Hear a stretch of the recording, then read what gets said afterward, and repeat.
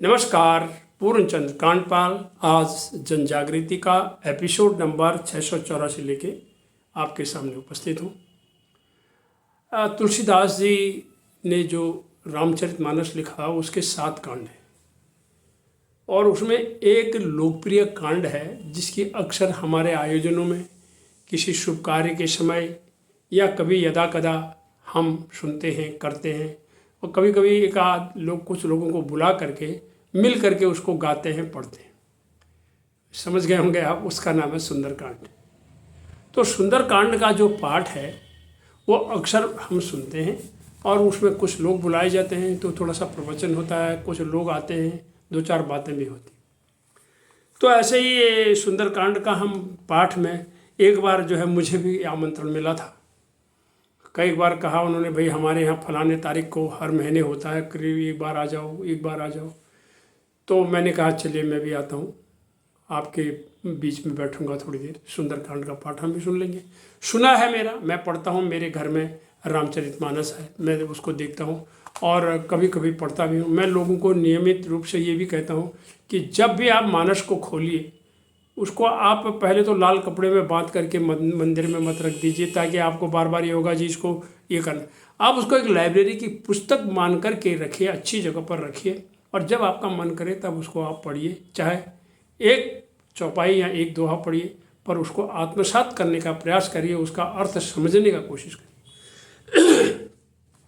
तो वहाँ कई वक्ता थे और ये गाया जा रहा था। महिलाएं ढोलक और ढोलक पर वो चम्मच लेकर के उसमें ठक ठक की उसमें आवाज़ आ रही थी। और बाद में मुझे भी कुछ शब्द कहने के लिए, जब मेरी बारी आई तो मैंने कहा उनसे, मंगल भवन मंगलहारी द्रवहु सो दशरथ अजिर बिहारी।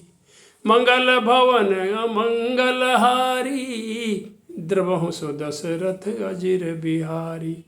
मैंने उन सब से कहा, उसमें अधिकांश महिलाएं थी, करीबन 30-40 लोग होंगे पर महिलाएं ज़्यादा थी। मैंने आरंभ किया, मैंने कहा ये जो आप बार बार हर चौपाई के बाद इसको हम दोहराते हैं और गा करके गा रहे हैं, उसको कभी कभी धुन में गाते हैं, और तो ये इसका अर्थ आप मुझे बताइए। ये मंगल भवन अमंगलहारी द्रवहु सो दशरथ अजिर बिहारी, इतना आप गा रहे हैं और लगातार गा रहे हैं और एक बार के सुंदर कांड में पता नहीं कितनी बार वो दोहराया जाता है, लेकिन मुझे ये बता सकता है कि कोई इसका अर्थ क्या है, इसका मतलब क्या है मंगल भवन अमंगलहारी का। तो मुझे ये सुन करके बड़ा ताज्जुब हुआ और इसका अर्थ किसी ने मुझे नहीं बताया, किसी को इसका मालूम नहीं था। और यह बालकांड में 111वें दोहे के बाद की चौपाई है। बालकांड में जो पर ये गाया जाता है सुंदरकांड के साथ, पर ये बालकांड में 111वें दोहे के बाद की चौपाई है। मैंने कहा, हमें तुलसीदास जी कहते हैं कि ये जो रामचंद्र जी द्रवहु सो दशरथ अजिर बिहारी की मंगल को हरने वाले, मंगल देने वाले, सुख देने वाले रामचंद्र जी दशरथ जी के आंगन में विचरण कर रहे हैं। ये बहुत ही साधारण सा इसका अर्थ है, लेकिन इनका लोगों को इसका बारे में बिल्कुल भी पता नहीं था।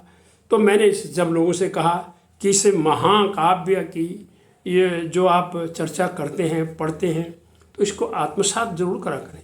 तो यहाँ आने का लाभ तभी है यदि आपने इसको आत्मसात नहीं किया, ये जानने की जिज्ञासा आपके मन में नहीं हुई। मैं पूरी बात नहीं कर रहा हूँ, मैं आपको पूरे रामचरितमानस या पूरा कांड कंठस्थी की बात नहीं कर रहा हूँ, पर जो बार बार हो रही है थोड़ा तो उसको समझो, एक आध लाइन तो समझो, तो यहाँ आने का तभी लाभ होगा। सुंदरकांड श्रवण का लाभ भी तभी मिलेगा जब आप आत्मसात करेंगे। केवल उजले कपड़े पहनने से ये काम नहीं होगा।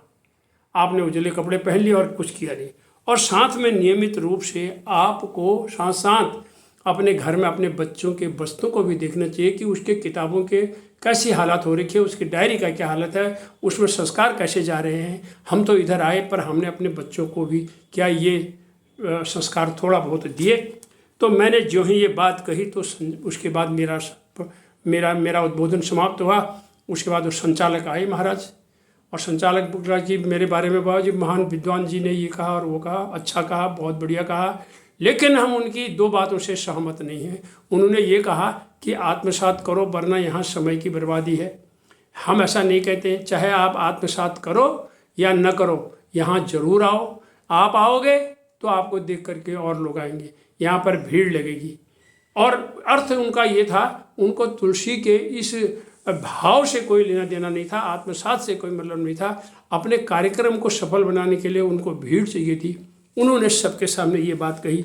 तो परंतु आप आते रहेंगे, भले ही आत्मसात करें या न करें, भीड़ बढ़ेगी तो उत्सव जैसा लगेगा, लोगों को भी पता लगेगा यहाँ हो रहा। तो मैं सोचता हूँ क्या सुंदर कांड हमें भीड़ दिखाने के लिए करनी होती है, या इससे हमें ज्ञान लेना चाहिए।